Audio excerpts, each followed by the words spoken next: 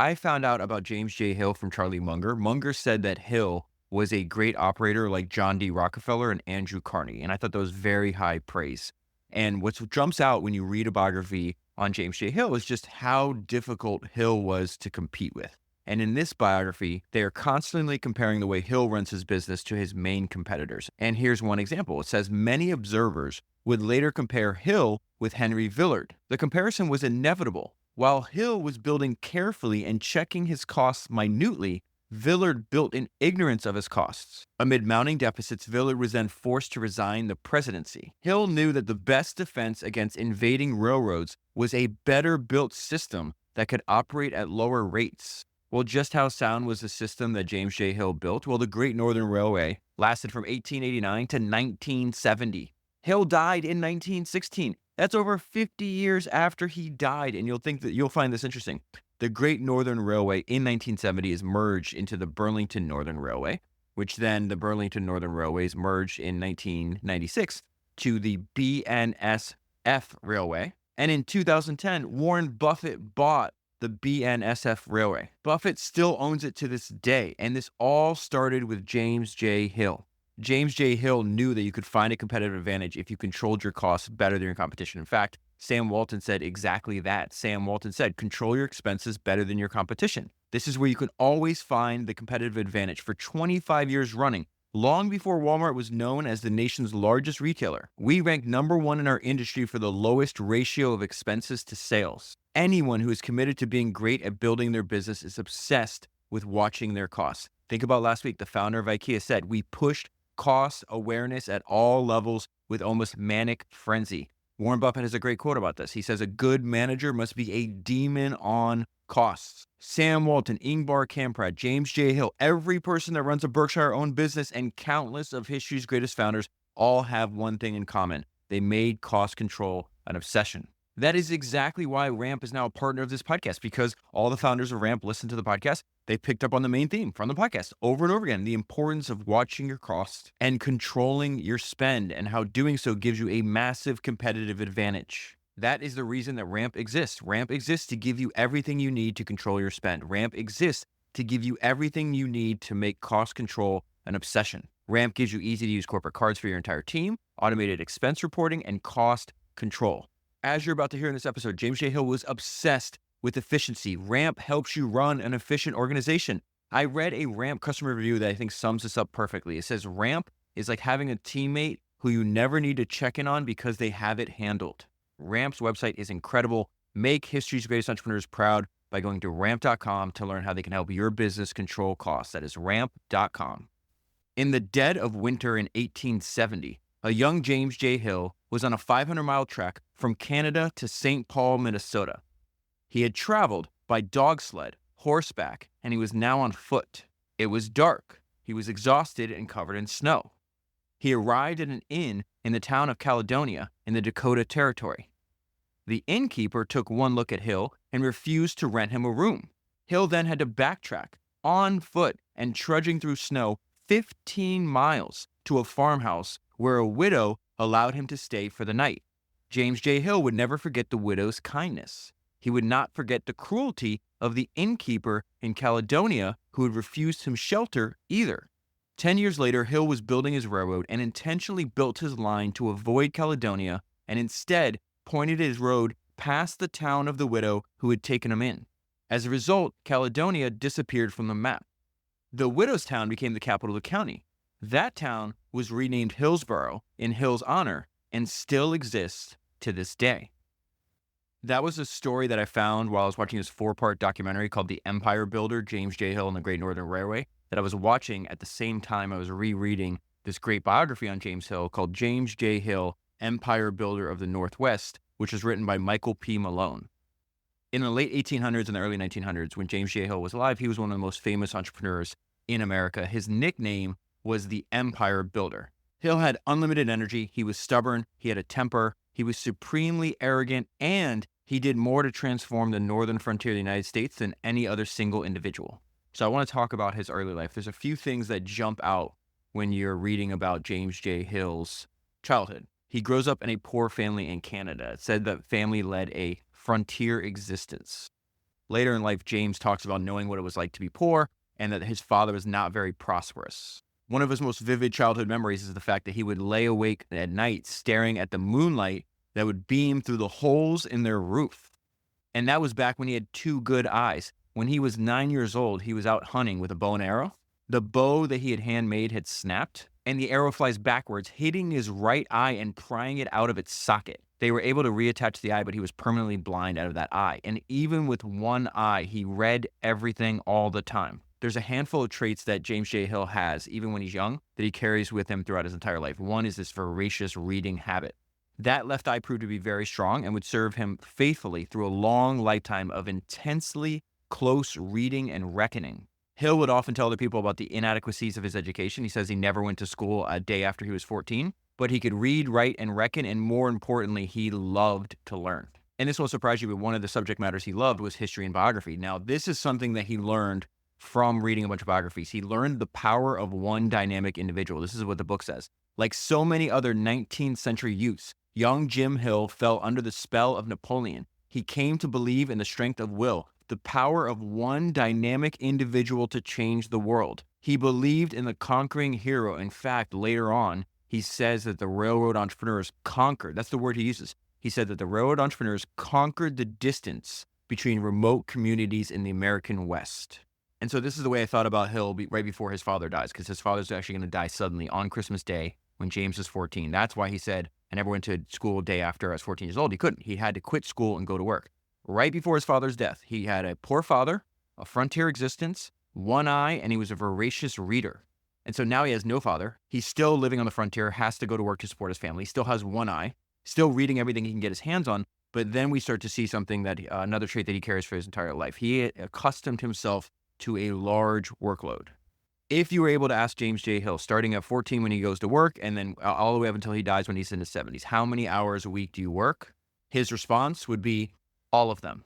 So at 14, he gets a job at a general store. He keeps the books, does clerical work, milks cows, and cuts wood. He is still in Canada. A few years later, a trader from St. Paul, Minnesota, is at the store, and James is helping him with his horse. The trader hands James a copy of an American newspaper with the headline that says, "Splendid Chances for Young Men in the West." And the trader tells him, go out there, young man, that's the place for you. Hill carries the copy of that newspaper around and he reads and rereads it until it falls to pieces. And it's at 17 when he makes the most important decision of his life, and that's when he decides to seek adventure and profit and go to America. Now, there's something that we're going to talk a lot about, this fact that he was an engineering and a financial genius. And something that opened up future opportunities for him is the fact that he saved all of his money. In fact, there's a quote that he says, if you want to know whether you are destined to be a success or a failure in your life, you can easily find out. The test is simple and it is infallible. Are you able to save money? If not, drop out, you will lose. You may think not, but you will lose as sure as you live. The seed of success is not in you. And so this is what the book says about this part of his life. He left with $600 in cash, his life savings. He took with him all the tools he would need to succeed in America: a quick intelligence, self-sufficiency, genuine courage, an engaging personality, a fierce ambition, and a remarkable work ethic. So actually, we need to get into his personality. He was extremely charismatic. He was a natural salesman. He was a natural promoter. He held people's attention as he engaged them in characteristic, rapid-fire, highly animated conversation, gesturing expansively and driving home his point with jabbing motions of his hands. He was the embodiment of high energy. So keep that in mind, because that's going to serve him well when he winds up starting to work in the railroad industry. He doesn't start working in the railroad industry till he's 40. So more than 20 years in the future. But at the time, railroad entrepreneurs were actually called promoters. James J. Hill was a natural-born promoter. So he goes to the town that the trader was from, which is St. Paul, and he gets a job in St. Paul working for a company that serves a fleet of steamboats. His job title was technically shipping clerk, and he did maintain the books, but he also did a ton of manual labor. So he would have to handle incoming and outgoing freight. He'd work on the docks and in the warehouse. He also gets a job working for wholesalers who are shipping commodities by both rail and by steamboat, which gives him a ton of experience in logistics and forwarding. This is going to be another advantage that he's going to have when he moves into railroading in about 20 years.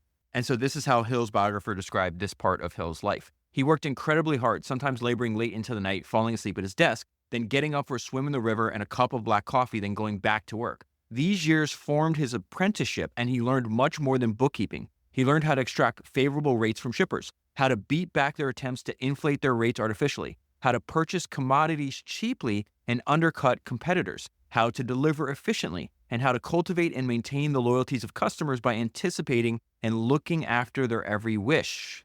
These lessons would serve him well when he switched over to the world of transportation. So when I'm sitting here reading about the work that Hill is doing for these wholesale grocers, this reminded me of a very similar experience that Rockefeller had early in his career. And so I want to read you my note and highlight from what is my favorite Rockefeller biography of all time. It's the book that I covered back on episode 254. The book is called John D., the Founding Father of the Rockefellers. And it's describing a young Rockefeller having a similar work experience as a young James J. Hill is. And at the time, Rockefeller is working for Hewlett and Tuttle, which are forwarding groceries and other commodities by rail. And the book says Rockefeller saw that posted rates, supposedly fixed, could also be negotiated. All was not as it seemed on the outside. A favored shipper at the end of the month would receive a rebate on that rate that could amount to a substantial sum. And so the note I left myself when I read that is there is no Standard Oil monopoly without this happening first. Rebates played a huge role in Rockefeller's empire. And he says, rebates existed in other industries. I just applied them to oil. And so when you read about the early career of both James J. Hill and John D. Rockefeller, you realize that the sequence that experiences happen in is very important. There is no Standard Oil empire without the experience of Rockefeller as a Hewlett and Tuttle, and there is no Great Northern Railway empire without James J. Hill having all these businesses and jobs that all interacted with the railroad for 2 decades before he gets control of his own railway. And so Hill is a great employee, but he doesn't want to stay an employee forever. It says if there's ever a born entrepreneur, it was Jim Hill. Highly intelligent, highly motivated, highly acquisitive. It was only a matter of time before he went into business on his own. There's a great line from Max Levchin, one of the co-founders of PayPal. It is from this book called The Founders, written by my friend Jimmy Soni, which tells the history of PayPal. And in that book, it says Levchin added an unexpected qualification for PayPal employees that he felt contributed to the company's success and the later achievements of its alumni.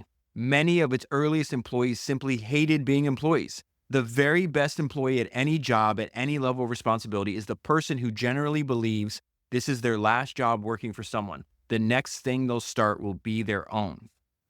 And one thing that James J. Hill understood is that relationships run the world, and a great way to transition from employee to entrepreneur is by partnering with an older, more established, wealthier businessman. So he works very hard at befriending this guy named Norman Kitson. So Norman Kitson is about a generation older than Hill. He's one of the most successful entrepreneurs in St. Paul. He had made money in the fur trade and as a steamboat operator. Eventually, he's also going to partner with Hill on railroads as well. Norman Kitson is going to be so important to Hill that Hill names his firstborn son, James Norman, in Kitson's honor. And so Hill partners with Norman Kitson and helps Kitson's with his existing fur trading business. And one of the things that Kitson and everybody around James J. Hill at this point in his life just realized how focused he was. It says Hill drank little, worked hard, and confined his socializing to respectable settings. As always, he read incessantly. He permitted himself few distractions in his relentless drive to achieve wealth and status. And so in addition to working with Kitson, he's going to found his very first company. This is going to be the James J. Hill Company. Now, this is very fascinating. And again, another trait that he has for his entire life. Inefficiency disturbs him greatly. Okay, so he is watching, he's on the riverbank. He's seeing that dock workers are unloading cargo from steamboats onto horse carts. Then they would haul the cargo, use the horse carts to haul the cargo up the hill to then be reloaded under railroad cars. That extra step of adding the horse-drawn carriages up the hill disturbed him so much that he founds a company to fix and to remove that step. So goes back to why he kept saying, if you can't save money, the seed of success is not in you. And he was always very financially conservative. So much so, I guess I should tell you this now. James J. Hill, the reason that he's so remarkable, I guess I should tell you how I found him. I didn't know who James J. Hill was until many, many years ago, like 5 or 6 years ago. I'm reading Poor Charlie's Almanac. And Charlie Munger, James J. Hill is mentioned twice in there. And so Munger's talking about how great Jim Sinegal, the founder of Costco, is. And he says, Jim Sinegal is a fabulous business operator, like a Carnegie, Rockefeller, or James J. Hill. And so you and I have talked about this a bunch of times, but I think it's really important. When you find somebody you admire, like I admired Charlie Munger, go find who they admire and then read about them too. And so that's what made me pick up a biography of James J. Hill for the first time 5 or 6 years ago. But then when you read about him, you realize why Munger and other people admired him so much. James J. Hill was the only American railroad entrepreneur in history to build a railroad and never go bankrupt. And one of the things that made him so hard to compete with is how efficient he was, constantly refining the efficiency of his railroad. He was obviously obsessed with was watching his costs. And there's multiple examples in his biography where they compare how he managed the expense side of the railroad compared to his other competitors. And he was constantly preaching the importance of being financially conservative in building for the long term. So at 27 years old, he winds up withdrawing his life savings, which at that time was $2,500, and he uses that money to start the James J. Hill Company. This company is going to be a forwarding agent for the St. Paul and Pacific Railroad. That is the railroad he's eventually going to buy out of bankruptcy many years in the future. Okay, so his company this time, they get hired to transfer goods from the riverboats and load them on the trains. And so his first innovation was, hey, I'm just going to build a 2-story warehouse on the riverbank. The first floor is going to be level with the dock. The second story was level with the railroad, making it much easier to transfer from boat to railroad, and it eliminated the need to unload and reload onto horses. I would say, from reading a lot about him and then spending 4 hours watching the documentary too, James J. Hill loved eliminating steps. Eliminating that one step drastically reduced the cost of transfer. There's a maxim that I have about this that I think about all the time. It says, genius has the fewest moving parts. This will be a reoccurring theme for everything that Hill does. If you study what he does, he's an unbelievably clear thinker. He limits the number of details, and then he makes every detail perfect. And so his first business is founded on an observation that, hey, I could do that a better way. His second business is founded on an observation. The railroad operators are spending a lot of money on fuel. At the time, that's mostly wood. I should start a business that sells fuel to the railroads. And so there's a ton of things going on in his life. So right now, he's starting more businesses. He's learning more about railroads. You'll see immediately he has this bias towards vertical integration. What we call vertical integration, he has a great line for it. He called it rational integration. And then we also see that he has uncompromising standards. He's a very difficult person to deal with. So he winds up partnering with this guy named Griggs. They start Hill, Griggs and Company, and it's a fuel company. And it starts out selling wood for fuel to the railroads. And so at the exact same time, because Hill's very observant, he notices that coal is starting to be used in place of wood, that had many more benefits, that coal had many more benefits as a fuel source than wood. And so there's a line in the biography that, again, is another trait that I need to put into your brain about James J. Hill. He always quickly gets out in front of an emerging trend. He immediately goes all in on the coal business, and this is the description in his biography. Hill's rise to the top of the coal business is interesting, not only because it formed a cornerstone of his career and generated venture capital for later investments, but also because it revealed the first time his instincts toward vertical integration and ruthless monopolization. He purchased mass tons of high-quality coal. Then, as the size of his shipments and his bargaining power grew, he remorselessly leveraged railroads to deliver the coal at preferred rates. He formed a purchasing pool with other large coal businesses. His partners controlled a third of all the freight traveling on this railway route. Now, about his uncompromising standards. He applied this not only to his employees for the rest of his life, but also to his partners. As time passed, he felt his partner Griggs wasn't cutting it, and so he forces a breakup of the partnership.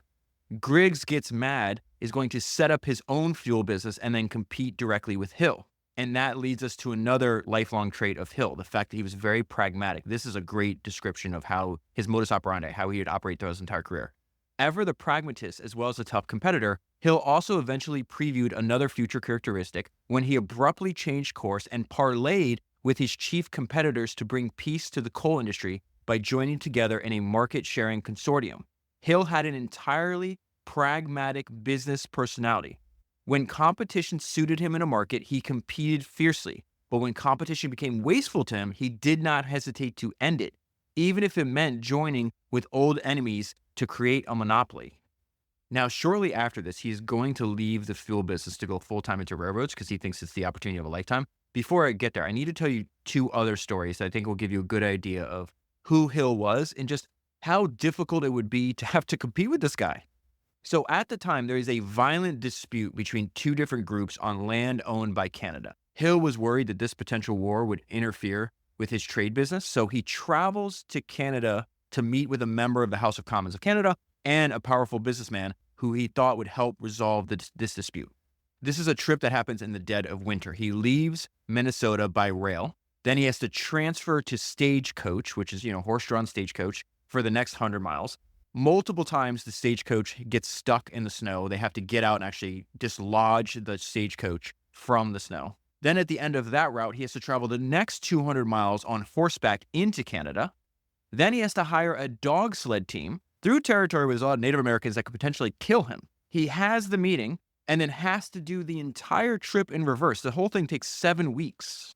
Hill then gets back and writes a report to the Canadian Prime Minister. And as a result of this experience on the report, the Prime Minister is able to resolve the dispute and avoid a war that would interfere with James J. Hill's business.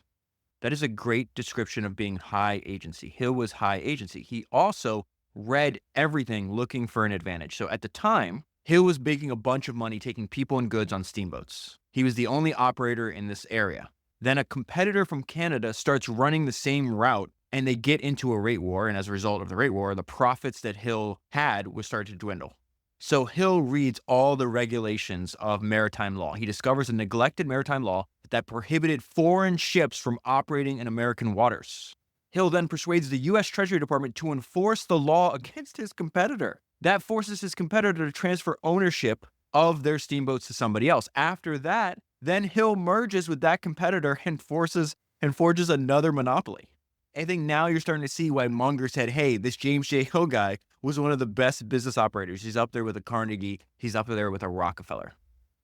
So I want to get into what is truly his life's work, and that is working on the railroad. He's going to start this at 40 and work on it until he dies. And there's a few quotes from James J. Hill that I've collected that I think give you an idea of how important, he just understood how important railroading was going to be. The first quote is, "Some people build great monuments. This railroad is my monument." And the second quote is, "In the dawn of civilization, the trail gave way to the beaten path, and that gave way to the caravan route. As man emerged into history, he became a road maker. The better the road, the more advanced his development. Building his railroad will be the most important work of his life, and he is better at it than anyone else."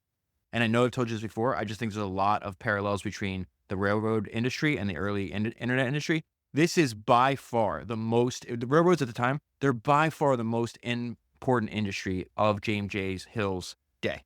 Some of these stats about the railroad industry are just mind-blowing. So by 1885, railroads brought in twice the revenue than the federal government did. Railroads were the nation's largest employer. Railroaders were the largest private landholders in the country. They owned more than 10% of the land in the United States. Hill's railroad will enable the creation of other gigantic industries, not just gigantic companies, entire industries. As a result of his railroad, he helped launch the agricultural, timber, and mining industries of the American West. And it all started because he saw opportunity hiding in plain sight. All of his businesses at the time bracketed each side of the St. Paul and Pacific Railroad. His warehouse business is on one side and his steamboat business is on the other, in addition to selling fuel to the railroads. And the reason I say he found an opportunity hiding in plain sight, because he had a vastly different view on the potential of the St. Paul and Pacific than anybody else did in his day. He said, unlike most who viewed the St. Paul and Pacific as a near worthless derelict, Hill viewed it as a miracle waiting to happen, a potentially wondrous enterprise simply lacking competent leadership. He studied the road constantly, reading every scrap of information he could find about it and boring anyone who would listen with endless detail as to what it could be one day.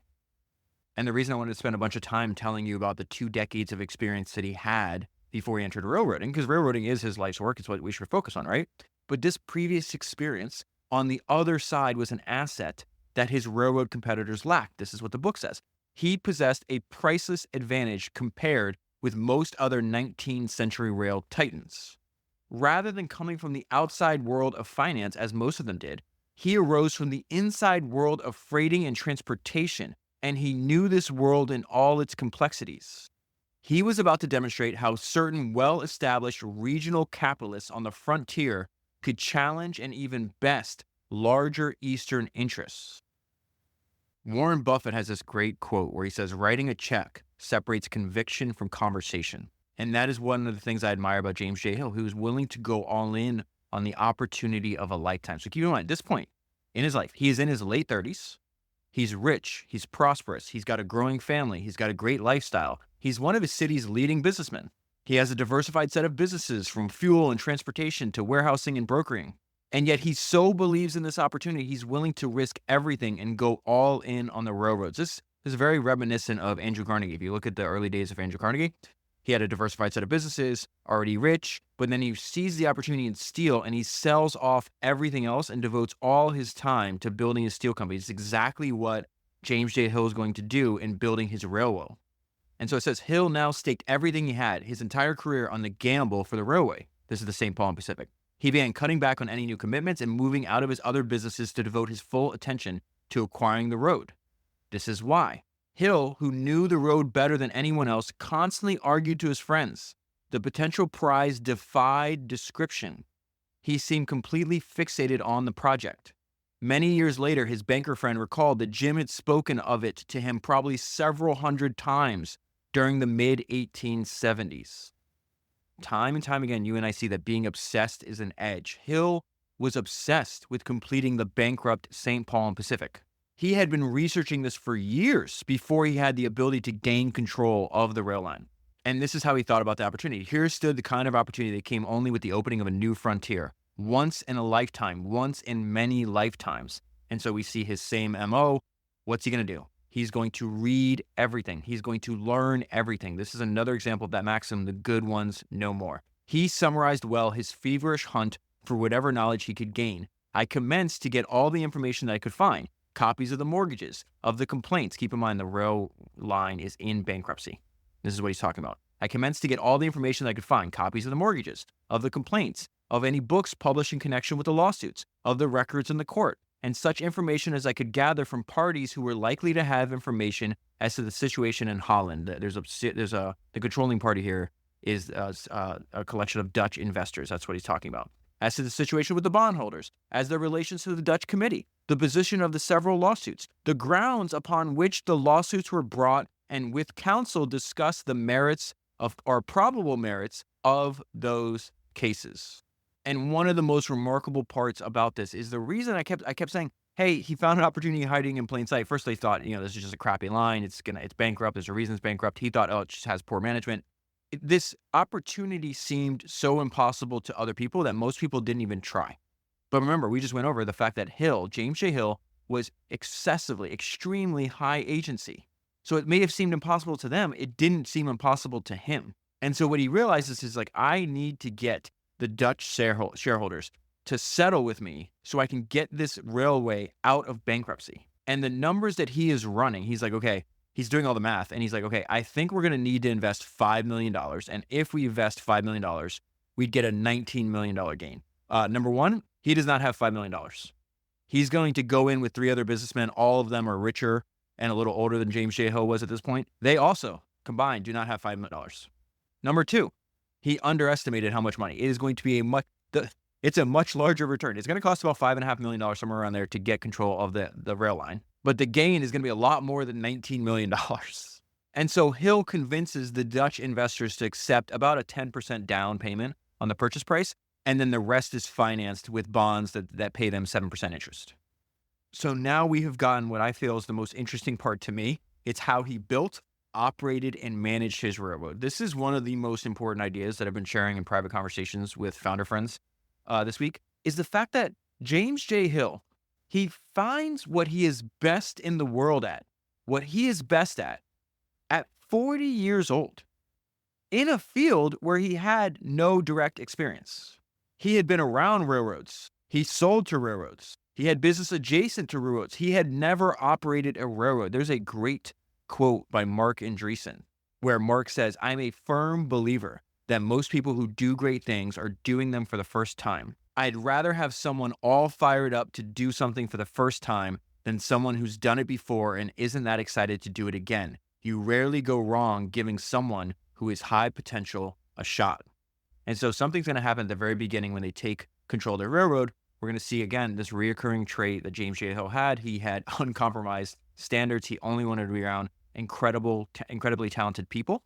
And he was also the most comfortable doing the job himself. So originally, Hill and the 4 associates, that's what they're called, had another guy named Farley in charge of the actual construction of the railroad.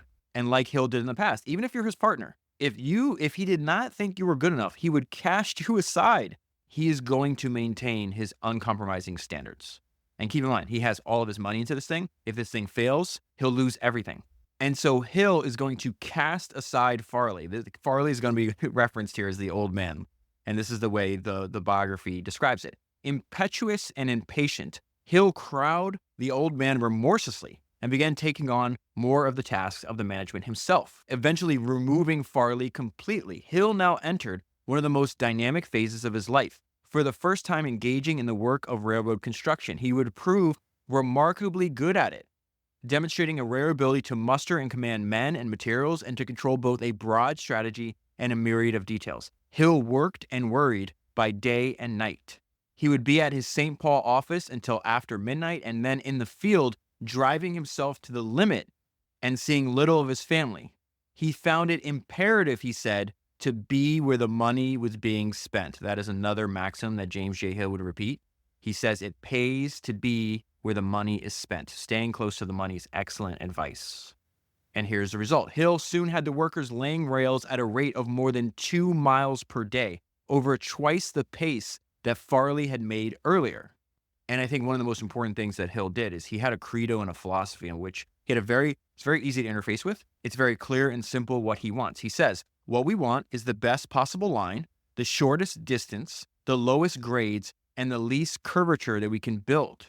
And so remember, inefficiency offends Hill. The reason he talks about the reason he wants the lowest grade and the least curvature. So the grade is the incline or the decline where the track is. He wants the track to be as level as possible because then the trains can maintain higher speeds and use less energy. Those advantages compound over the life of not only the locomotive, but also the railway because it makes it more fuel efficient and reduces the strain on all the moving parts.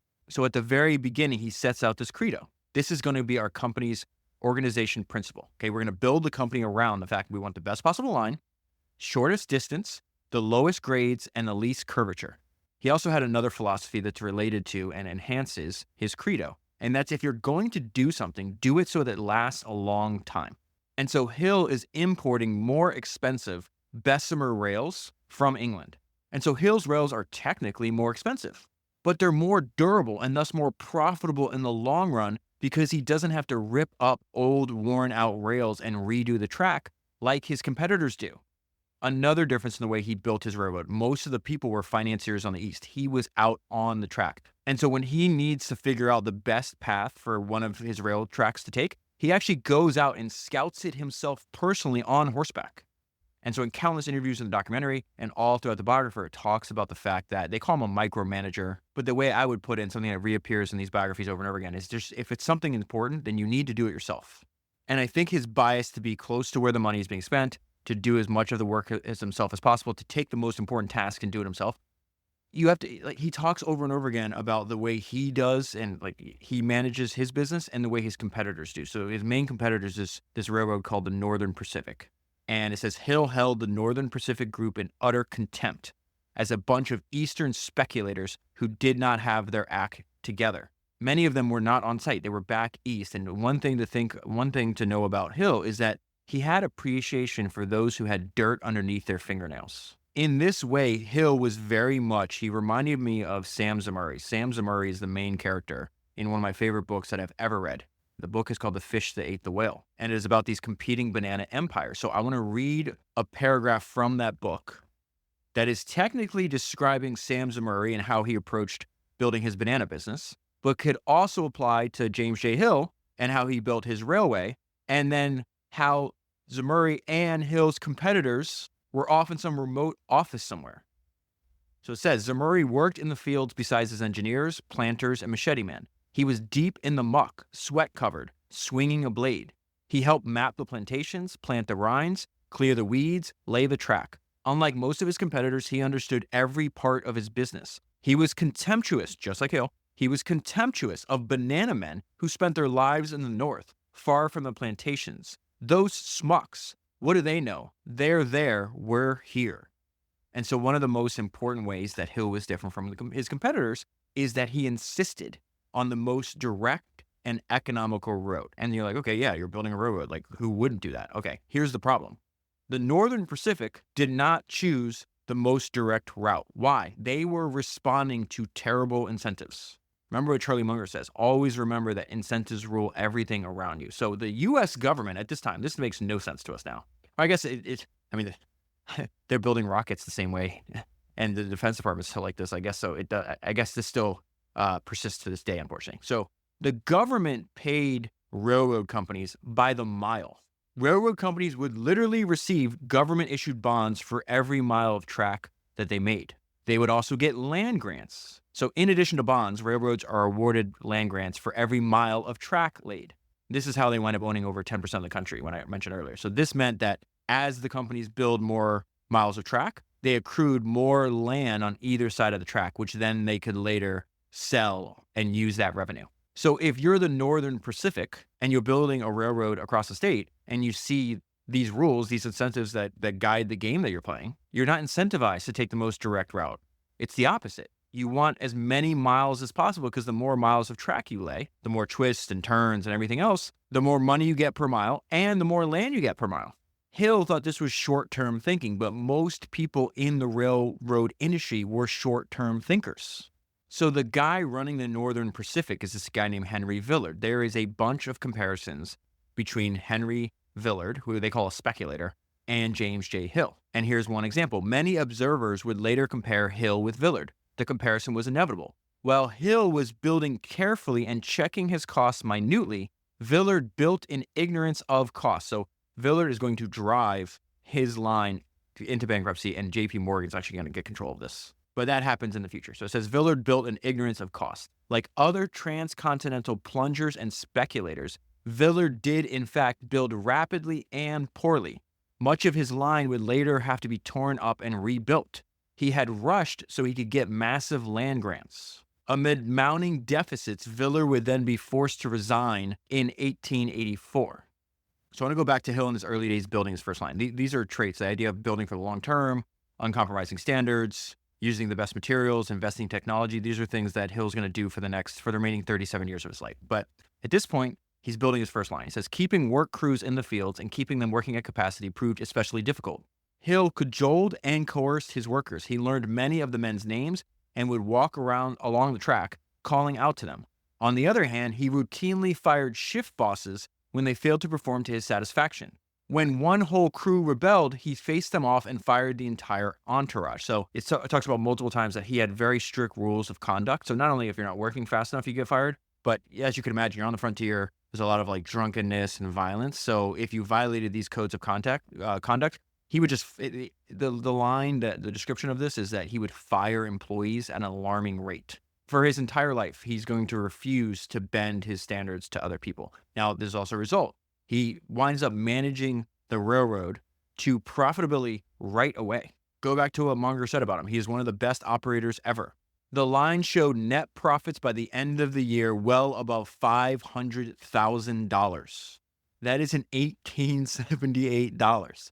So it says it made well above $500,000, indicating what a vast earning potential it truly had. Among the associates, only Hill had fully anticipated the road's true strength. Remember, before this, everybody's like, oh, it's derelict. There's no opportunity there. Within a year, he's got it making over $500,000 in $1878. And so right away, you see that Hill's like, this is going to be my life's work. Another thing, another idea and maxim that I learned from Charlie Munger that I think about all the time.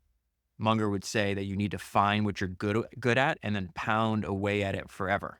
That is a great description of what James J. Hill does, starting at age 40 with his first line. With each passing month, as the attention of his fellow associates wandered, Hill became ever more focused and his authority over and control became nearly absolute.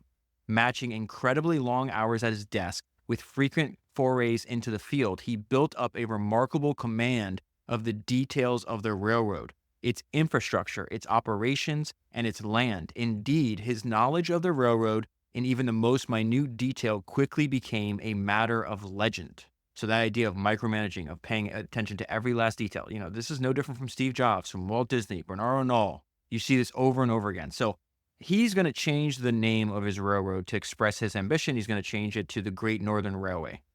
And one of the most important things to understand about the Great Northern was that the Great Northern was built in stages, slowly. The way a great business is built, it's slowly.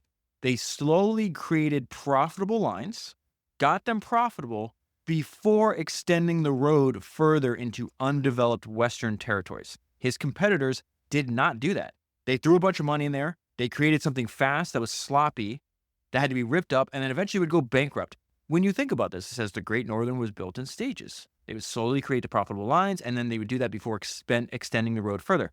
That's exactly how Ingvar Kamprad did IKEA, how you and I talked about this last week. And just like Ingvar would show up unannounced and do all these site visits like 5:30 in the morning, he wanted to stay close to where the money was being spent to use that Hill maxim. Hill's doing the exact same thing. He is constantly writing his own line, looking for defects, looking for weaknesses in his tracks. He winds up taking notes on anything, tiny things like, oh, there's bad housekeeping at one of the railroad stops. That needs to be fixed.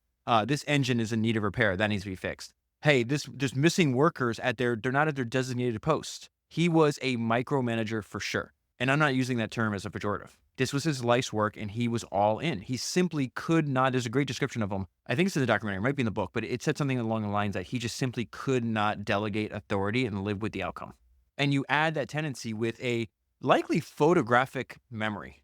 He's standing at a railroad stop. He sees the engine. They're all numbered. So the engine number 94. From that number, just seeing the number of the engine that's coming in, he walks up to the engineer, addresses him by name, notes that the engine had just been in for repairs, and is able to speak in detail about what needs to be done. That obsession over detail for an individual train, he does the exact same thing for the industry itself. It says he'll learn the industry itself, its parameters, problems, and potential. His genius lay precisely in his ability to master detail while fashioning broad vision and strategy. Hill memorized the details of 1,600 miles of railroad track. One time he gets a letter that complains about the draining in a ditch that runs along a part of the track from a farmer. Hill remembered that ditch, said the farmer was right to complain, and immediately dispatched his employees to fix it.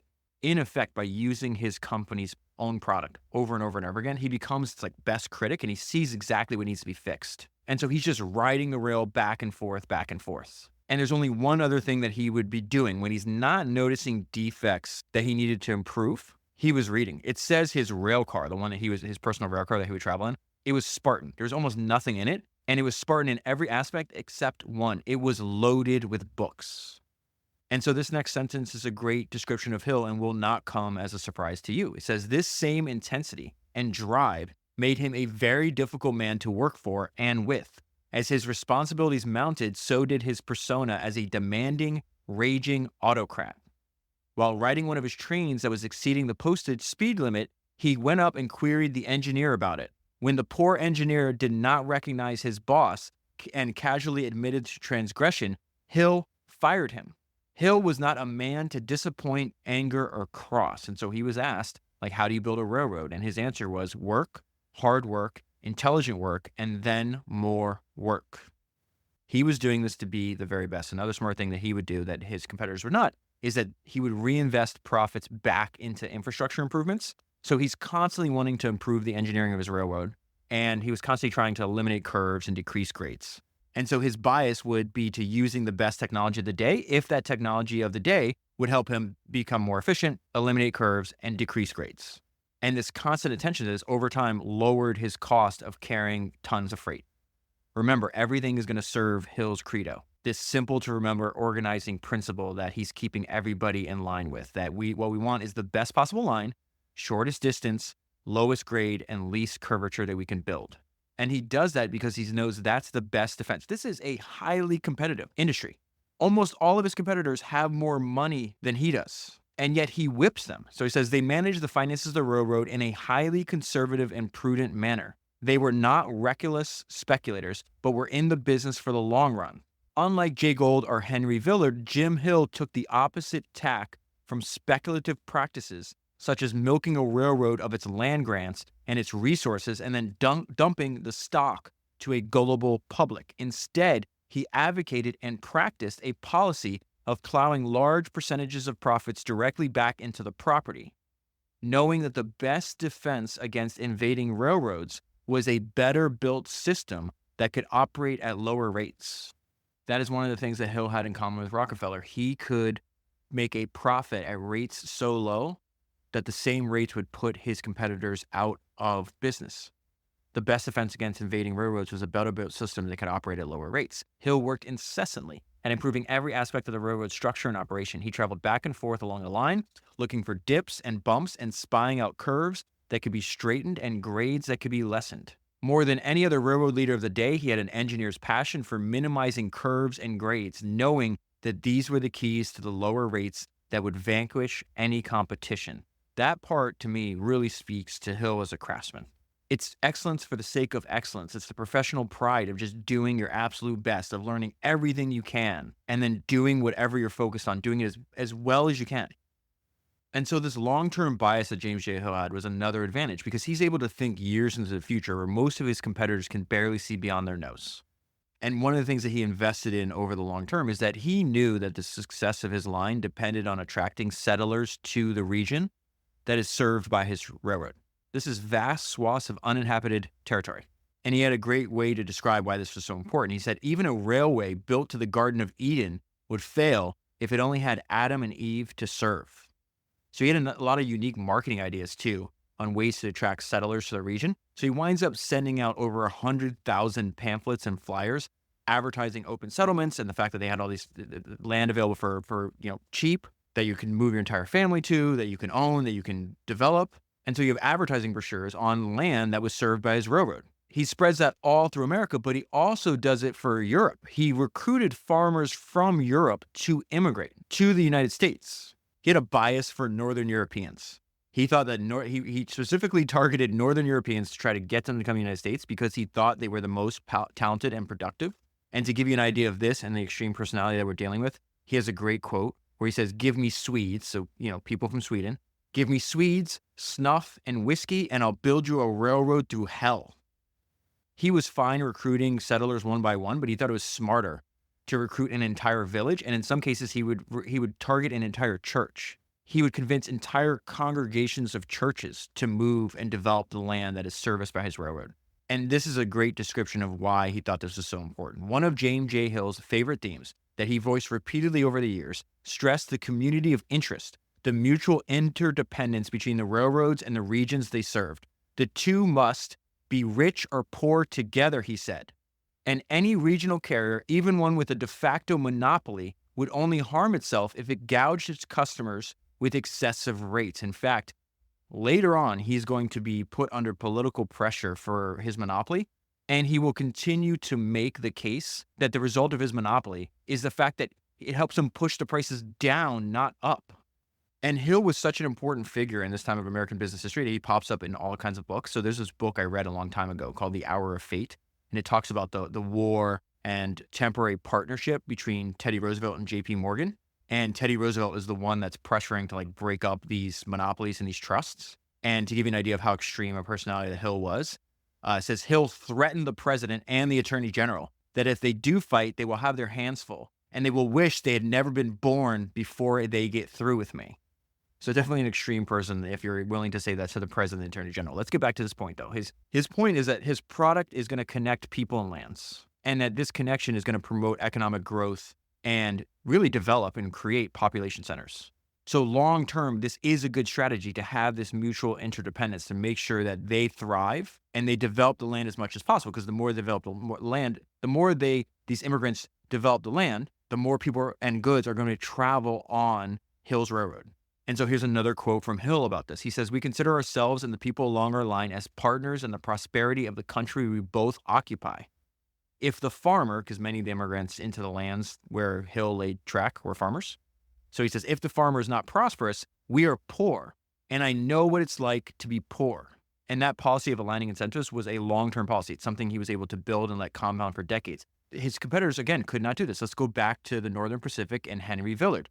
Villard's frantic transcontinental building spree had left the NP, the Northern Pacific, severely overextended and in need of rebuilding much of its hastily constructed main line. The NP, unlike the Great Northern Railway, had alternating management, so there's constantly different people running the company, which Hill continued to despise as a crew of mindless speculators. And he said they seemed unable to hold a consistent policy. He thought that was a massive advantage for him.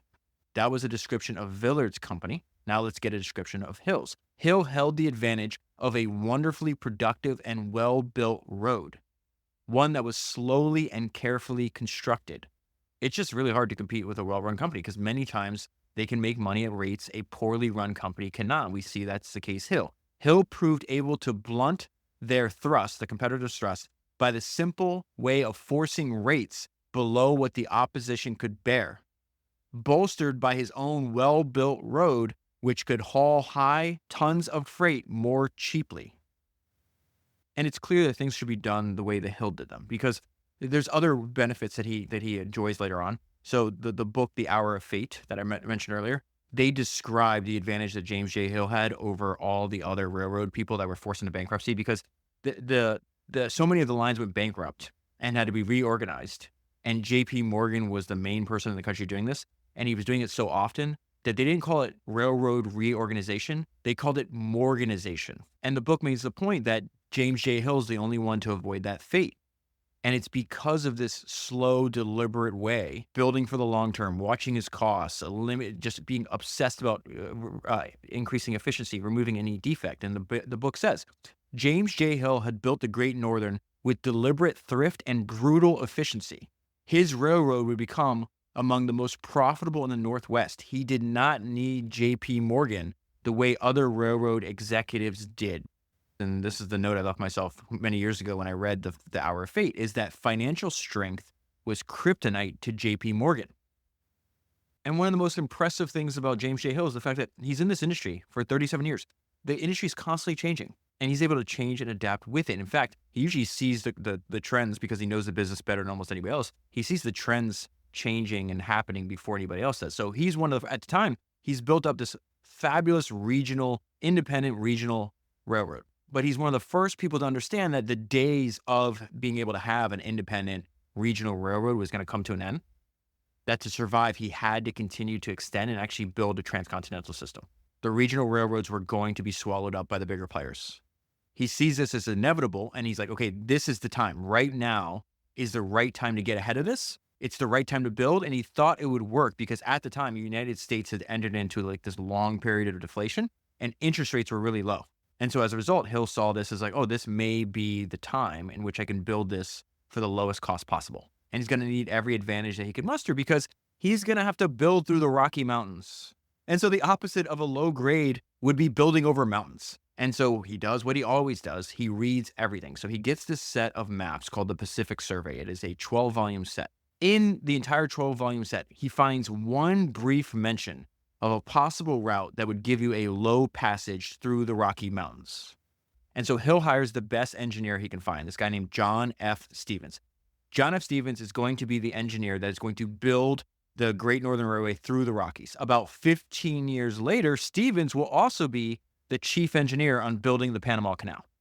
And I think this brief paragraph illustrates just how remote, dangerous, and difficult this job is going to be, and then how talented Stevens is. So it says, they're walking on snowshoes that they had just made. Stevens and his companion climbed to the headwater in deep snow on the night of December 11th. When the thoroughly frightened Indian guide refused to go farther, Stevens left him behind by a fire and went on alone towards the towering peaks. Suddenly, Stevens realized that he was astride an especially advantageous pass. Unable to build a fire, he stomped around through the night in minus 40-degree cold, both to stay alive and to be sure that the western end of the passage really did lay across the divide. Stephen talked about this later. The reason he had to keep walking, because if he stopped, he would have froze to death. This decision to build all the way to the Pacific is going to lead to the hardest work of Hill's life. It is just struggle after struggle after struggle. This paragraph just describes some of the problems he had to solve. Trying to manage a railroad while building it west, Hill worked night and day, agonizing over expenses and the slow pace of construction. Workers in these remote mountains proved hard to get and to keep. They often had to labor on steep slopes with hand tools and to move dirt in hand carts in terrain where even horses proved difficult to use. The pace of building fell to merely a few miles per week, and Hill fretted as he saw his hope of completion fading away. And yet, even in the most difficult time of his life, you see one of his traits that's most pronounced throughout his life is that he admires true excellence, true talent. I think a part of human nature is that competency is always respected. So keep in mind, his manager on the site is the civil engineer, John F. Stevens, okay?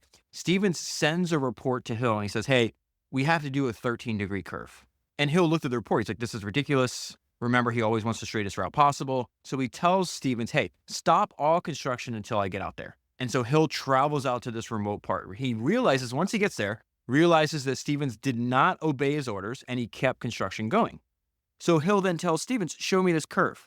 Stevens shows it to him, and Hill realizes that Stevens was right. It had to be a 13-degree curve. There was no other option. Hill also realized that Stevens was right to defy his direct order to stop construction, and so Hill immediately raises Stevens' salary by 50%.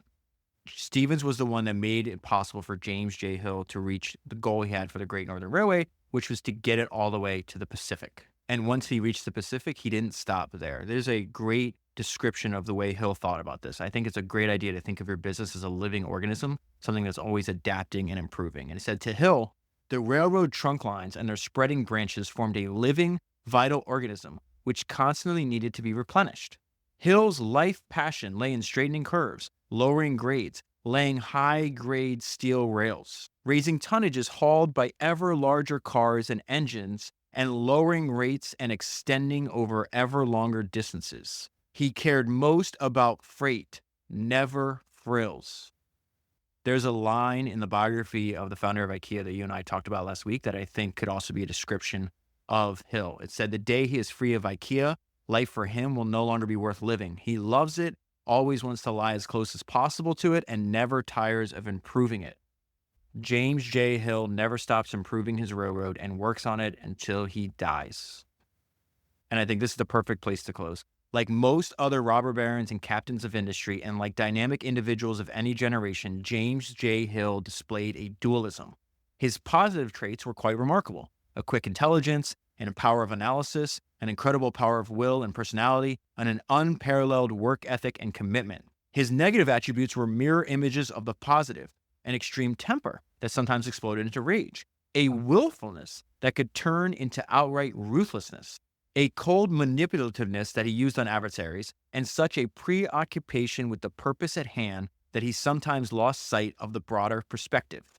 What does one conclude in the final analysis about this remarkable man? Surely the Northwest will never again witness an individual with such sweeping power, simply because the unique opportunity provided by an opening frontier and a transportation monopoly will never again appear. It is entirely appropriate that the passenger train from Chicago to Seattle is called the Empire Builder, in his memory, for his hand reached every aspect of building the regional economy and social order, from transportation to agriculture, mining, lumbering, maritime trade, and town and city building. His larger-than-life stature is well attested by the persistence, nearly 80 years after his death, of his memory and legend. The life of James J. Hill certainly demonstrates the impact one willful individual can have on the course of history. As Hill said, I've made my mark on the surface of the earth, and they can't wipe it out. And that is where I'll leave it for the full story. Highly recommend reading the book. I will leave a link down below in the show notes and available at founderspodcast.com. If you buy the book using that link, you'll be supporting the podcast at the same time. That is 371 books down, 1,000 to go. And I'll talk to you again soon. Hey, can you do me a favor? Can you go to davidsenra.com and add your email to my personal email list? And in return, I'll email you my top 10 highlights and ideas for every book that I read. I've done a terrible job letting people know that this exists. And I want to do a better job because some people find it so valuable that they print out the emails and they put them in binders or they stack them in a pile on their desk and read through them. Joining the list is free, and I'd really appreciate it if you took a few seconds and added your email. As always, thank you for listening.